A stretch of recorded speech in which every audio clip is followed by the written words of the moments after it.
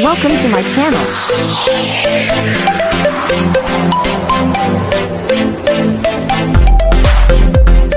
Si Melvin sa mga kasama ni Kalingap Edu sa pagbablog. So, kinuha niya ito para kasama sa pagbablog. At the same time, isa din po siya sa mga beneficiary na tinutulungan ni Kalingap Edu. So, nakakagulat, no? Nung unang pumunta si Kalingap Edu sa bahay nila, sobrang makalat po, mga kasukay, mga Kalingap. Pero ngayon, pagbalik niya sa bahay nila Melvin, medyo malinis na, nawalan na yung mga kalat. Unlike before na talagang magugulat ka na napakadami ng tambak-tambak na kalat diyan sa bahay nila. Pero ngayon, ayan, nag-improve po, mga kasukay, mga Kalingap. Kaya nakakatuwa lang na makita natin na nabago, no? Simula nung napuntahan ni Kalingap Edu. Po ang ano nyo, ang budget nyo para sa inyong mga sa pamilya nyo po. Kaya si Melvin sa sariling kayo niyang inaano niya ang yung kanyang baon saka ano. Kaya ayos din talaga na nasama-sama siya sa akin. Ano na sabi ko nga sa kanya, sipagan lang niya kasi isang beses nga po nung grade 10 po siya. Halos po ano, hindi na po siya gusto na yun na niya talagang pumasok noon. Grade 10 po?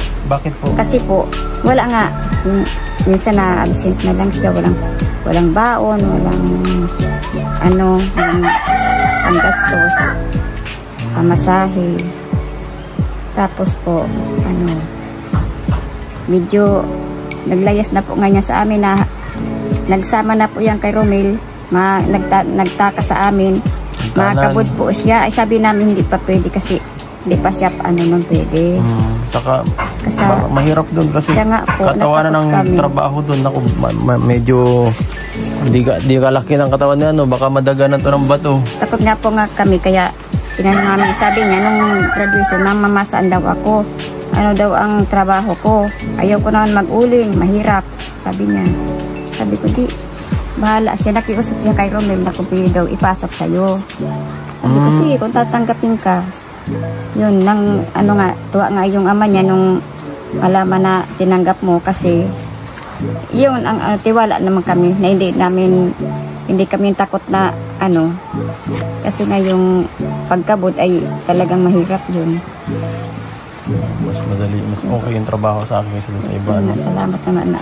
Sabi ko nga, nagpinakiusap ko nga isa sa teacher niya na sabi ko, pag Martes at saka Webes pag napasok sa'yo, sabi ko, ano, ma-absent siya. Pero yung subject na nung 2 araw, pagpasok niya, kukunin din niya yun. Parang napumayag naman po parang siya. Parang ano na lang niya, parang sa bahay na lang niya aaralin. Yung 2 araw. Galing ano, may salamat naman po sa teacher niya, tinayagan si Melvin na ano. Nakakatuwa naman. So ano Melvin, kaya mo naman yung pagsabayin, yung pag-ano? Kaya naman po. Kaya naman. Tama lang yan, tiyaga lang din talaga, ano. Kasi siyempre, ano talaga, kapag sa buhay, kailangan talaga magsumikap. Ano, may mga sakripisyo din talaga na kailangan gawin. Dito. Siya nga po pala, Nay, si Melvin, anong klase pong anak si Melvin? Yan po, mabuti po, madiskarte po yan sa sarili niya. Pag wala po kami, katulad po, nagkasikit yung papa niya, medyo talagang hirap po kami, hindi po talaga nakapasok yan. Yung pangbigas namin, siya lang yung nagkakayod. Saka yung kapatid niyang isa. Kaya po palagi siyang absent noon. Medyo po. Nung wala pa po sa ano sa nung wala pa po sa inyo. Po nung wala pa grade 10. Kaya po salamat man po at nakuha niyo si Melvin. Sabi ko nga sa kanya, sipagan lang niya para tuloy-tuloy yung trabaho niya. So yan po mga kasukay, mga Kalingap, no? Masaya itong tatay ni Melvin at saka yung mama niya kasi nakapagtrabaho itong si Melvin dito kay Kalingap Edu. So napakalaking tulong po niyan mga kasukay, mga Kalingap, dahil kahit na pumapasok itong si Melvin is nag-a-absent siya sa isang linggo ay 2 beses kasi silang mag-vlog ni Kalingap Edu kasama ito. At syempre pumapasok sa school itong si Melvin kaya nag-a-absent po siya, pero nagpapaalam naman at pinapayagan naman po siya mga kasukay, mga Kalingap, kasi ito naman ay trabaho, no? Trabaho naman yung pinupuntahan ni Melvin. So malaking tulong na na-vlog itong si Melvin ni Kalingap Edu dahil syempre para makita din ng mga sponsor, yung mga viewer na itong si Melvin ay karapat-dapat din pong mabigyan ng tulong, no? Deserve din naman po na mabigyan. At mukhang mabait naman itong si Melvin at saka masipag. Kita nyo naman po, no? Nung unang pagpunta pa lang ni Kalingap Edu ay napakadumi dun sa bahay nila. Pero, na ano siya, nilinis niya, no? Siyempre, nahiya siya na gano'n yung nadatngan sa bahay nila, mga kasukay, mga kalingap. So, maganda po yun. At least, yung kalagayan nila ay nababago ni Kalingap Edu, no? Kasi, siyempre, pag inisip nila, baka bumalik si Kalingap Edu, ayan nga, bigla ang pagbalik. Pero, ang nadatngan na ni Kalingap Edu ay malinis na yung kanilang bahay. Yun ang kagandahan po doon, mga kasukay, mga kalingap. So, ituloy pa po natin. So, ayan po mga kalingap. At kakahanap namin ng pwedeng makakain. Ito, paliguan na nakita namin.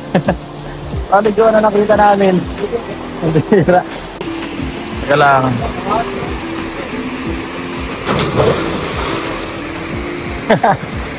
Ganda linis.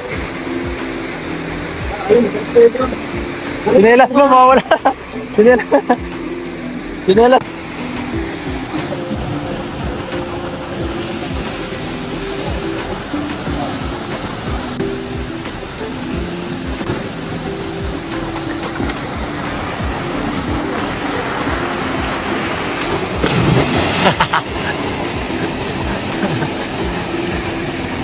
Nakuha na, buksan na at kakawaw.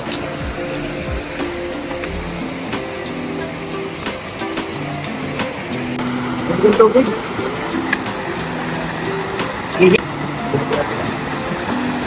Bahay ko tayo. Pagod. Gabi ka na ng paglalakad sa initan. Pagkit may nakita tayo dito paliguan. Pwede mo na lang magpahinga dito. Habang pagkatapos dito sa mga barikan, nahanap mo. Hindi ako ba? Dumapla na. Aligid na ko ba? Tandit eh. Sarap. Langit ba dito? Langit ba? Langit dito. Langit ba kayo? Stay to beautiful. Okay lang?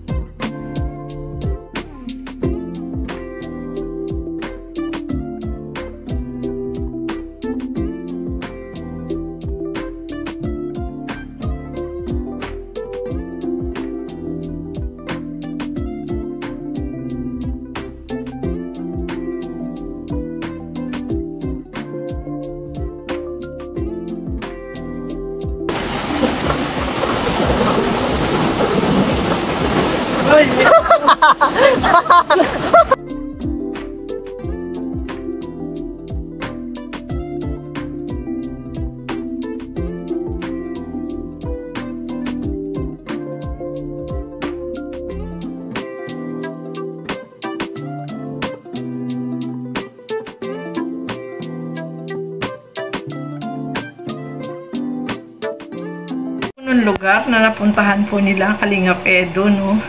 May parang falls pa siya na ganda ng tubig, ang linaw, no? Talagang mag-i-enjoy kay dyan sa paglalangoy, no? Tapos galing ka sa paglalakad ng pawis na pawis, ay nako.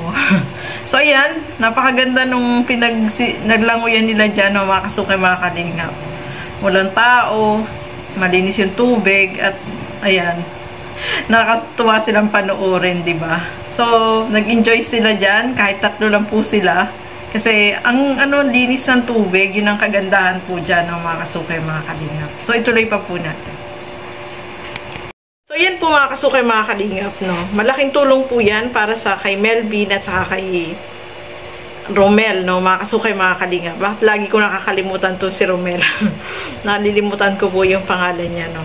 So, ayan nga po, no? Napakalaking blessing yung mga natatanggap nilang biyaya na yan na galing sa mga sponsor. Kung hindi sila na i-vlog ni Kalingap Edu, ay hindi naman po sila magkakaroon ng ganyan, no? Kaya, napaka-generous ng mga sponsor na tumutulong dito sa kanila, no? Maraming salamat po, no, sa blessing na binibigay ninyo, no, dito kay Romel at kay Melvin. So, makakatulong po ito para sa family nila. At syempre, kay Kalingap Edu na siyang nag-vlog dito sa dalawa, kung hindi i-vlog, hindi naman sila mapapansin o malalaman ng mga sponsor na deserve din talaga nila na mabigyan ng tulong.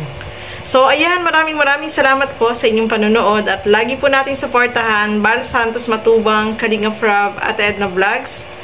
At syempre, Kalingap Edu, support po natin yan. At Gandang Emmy, sa mga hindi pa po nakapag-subscribe, please subscribe and please hit the notification bell para lagi po kayong updated sa aking mga ina-upload na mga reaction videos. So, hanggang dito na lamang po muna. Keep safe everyone. Thank you for watching. Mabuhay po tayong lahat. Bye-bye!